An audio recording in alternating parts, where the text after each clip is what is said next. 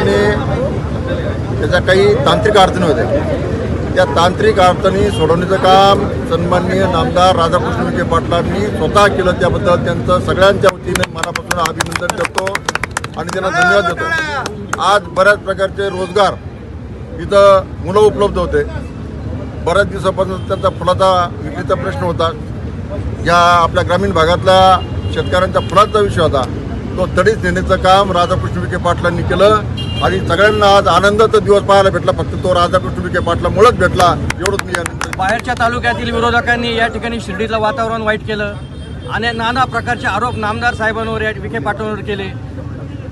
ज्या साई मंदिरातले फुलं खरं तर उच्च न्यायालयाच्या आदेशानं बंद झाले होते, आज त्यांच्याच आदेशानं आणि सन्माननीय नामदार विखे साहेब आणि सुजयदादा यांच्या माध्यमातून हे फुलं पुनश्च चालू झाले। अशा रीतीनं हा सत्याचा विजय आहे।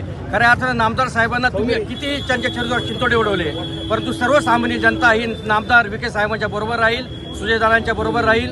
कारण या ठिकाणी तुम्ही कितीही कुटील राजकारण केलं, या ठिकाणच्या तालुक्याचं कितीही तुम्ही वाईट राजकारण केलं, किती युवकांचा बुद्धिभेद केला, किती युवकांची माती भडकवली, परंतु सर्व युवक, सर्व माता भगिनी, सर्व शेतकरी समाज हा सर्व नामदार विखे साहेबांबरोबर आहे, हे पुनश्च एकदा सिद्ध झालेलं आहे। आणि नामदार साहेबांची भूमिका ही सातत्यानं शेतकरी आणि व्यापाऱ्यांबरोबर राहिली, हे याच्यातून सिद्ध झालं आहे। धन्यवाद।